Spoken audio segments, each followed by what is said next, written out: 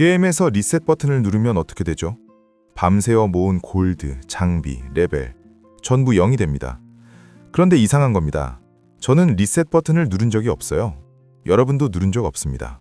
그런데 지금 여러분의 원화가 리셋되고 있어요. 버튼을 누른 건 미국입니다. 도구 이름은 스테이블 코인, 새로운 디지털 달러예요. 이 영상이 끝나면 여러분은 알게 됩니다. 미국이 왜 이걸 만들었는지, 이 구조가 어떻게 여러분의 원화를 리셋시키는지, 그리고 한국이 지금 뭘 하고 있는지를. 숫자 하나를 보여드릴게요.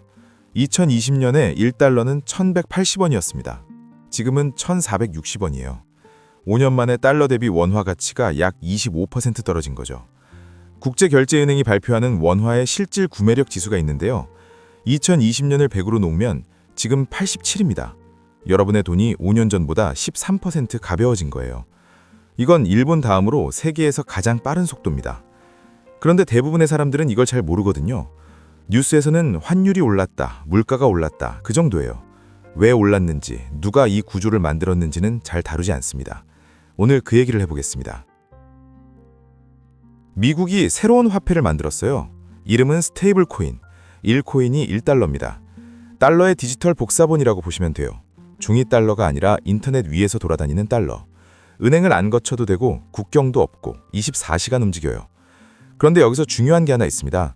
전 세계에서 발행된 스테이블 코인의 99%가 달러에 연동돼 있어요. 유로도 아니고 엔화도 아닙니다. 위안화도 아닙니다. 오직 달러.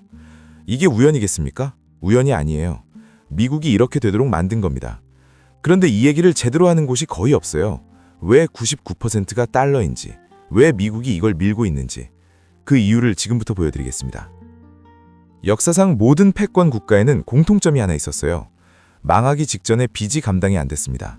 스페인도 네덜란드도 영국도 국채이자가 군사비를 넘어서는 순간 예외 없이 무너졌어요. 지금 미국이 그 자리에 서 있습니다. 국가부채 38조 5천억 달러, 한국 1년 예산의 80배예요. 이 빚에 붙는 이자만 매년 약 1460조 원, 세계 최강의 군대를 굴리는 돈보다 빚이자가 더 큰 거죠. 500년 역사의 법칙대로라면 미국은 지금 내리막을 타야 합니다. 그동안 이 빚을 다른 나라들이 사줬어요. 일본이 1조 2천억 달러, 중국이 한때 1조 3천억 달러까지. 그런데 지금 그 구조가 무너지고 있거든요. 중국은 팔고 있습니다. 인도도 팔고 있어요. 팔아서 뭘 샀느냐? 금을 샀습니다. 미국 빚 대신 금을 택 산 거예요. 2025년 말 전 세계 중앙은행이 보유한 금이 미국 국채를 추월했습니다. 1996년 이후 처음이에요. 전 세계가 미국을 덜 믿기 시작했다는 신호인 거죠. 그런데 이 신호를 한국 뉴스에서 본 적 있으십니까? 거의 없을 겁니다. 이게 여러분한테 무슨 의미냐? 미국 빚을 사주는 나라가 줄어들면 미국은 더 높은 이자를 줘야 해요. 달러 금리가 올라갑니다. 전 세계 돈이 달러로 몰려요. 원화에서 돈이 빠집니다. 아까 보여드린 숫자, 5년 만에 원화 가치 25% 하락. 그게 이 구조 때문인 거예요. 근데 미국은 카드 하나 꺼냈습니다. 빚을 갚으면서 동시에 달러를 전 세계에 더 깊이 박아넣는 카드. 그게 스테이블 코인이에요. 그리고 이걸 법으로 만들었습니다. 2025년 7월 18일 트럼프 대통령이 서명한 지니어스 액트. 쉽게 말씀드릴게요. 여러분이 편의점에 갑니다. 1만 원을 내고 상품권을 사요. 여러분 손에는 상품권이 있고 편의점 금고에 1만 원이 들어가죠. 여기까지는 정상이에요. 그런데 이 법이 뭘 정했느냐? 편의점이 금고에 넣는 그 돈으로 미국 빚을 사야 한다고 정한 거예요. 법으로요. 상품권이 한 장 팔릴 때마다 미국 국채가 한 장 팔리는 겁니다. 10장이면 10장, 100만 장이면 100만 장. 전 세계에서 이 상품권을 사는 사람이 많아질수록 미국 빚을 사주는 사람이 자동으로 늘어나는 구조예요. 이 편의점이 얼마나 장사가 잘 되고 있느냐? 뱅크 오브 아메리카 분석에 따르면 스테이블 코인에 1달러가 들어오면 0.9달러가 미국 국채로 갑니다. 지금 이 시장 규모가 약 430조 원인데 2030년에는 지금의 10배가 넘는 규모로 커질 수 있다는 전망이 나와요. 그러면 중국이 팔아치운 양의 3배가 넘는 새로운 미국 빚의 수요가 자동으로 생기는 거죠. 이건 제 추측이 아니에요. 미국 재무부가 2026년 2월 공식 보고서에 직접 적었습니다. 지니어스 액트가 스테이블 코인을 발행하고 이것이 미국 국채에 대한 수요를 창출한다고. 미국 정부가 직접 인정한 거예요. 그런데 이 보고서를 한국 언론에서 다룬 곳이 있습니까? 제가 찾아본 바로는 거의 없어요. 500년 역사의 법칙대로라면 무너져야 할 나라가 법 하나로 전 세계가 자기 빚을 사주는 구조를 만든 겁니다.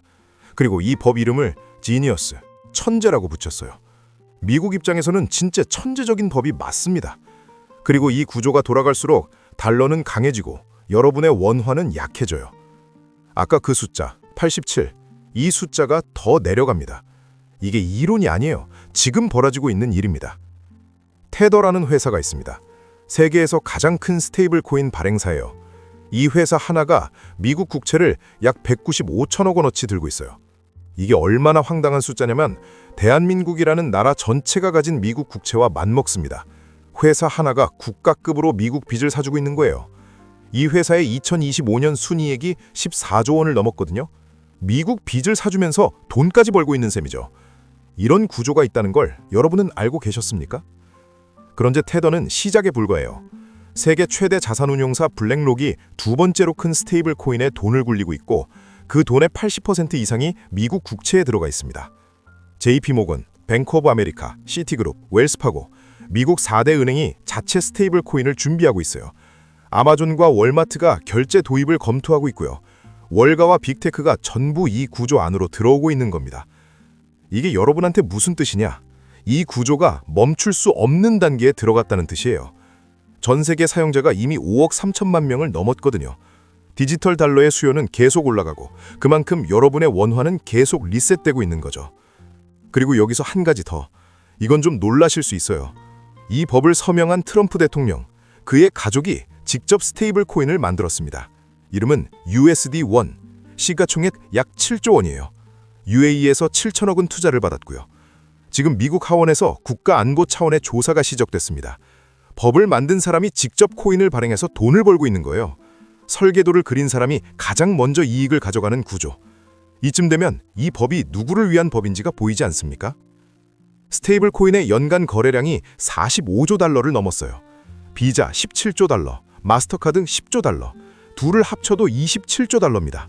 여러분이 매일 긁는 그 카드, 비자와 마스터카드를 합친 것보다 스테이블 코인이 더 커요. 이 규모의 돈이 전부 달러로 움직이고 있는데 한국에서는 이걸 거의 다루지 않거든요. 이게 지금 현실입니다.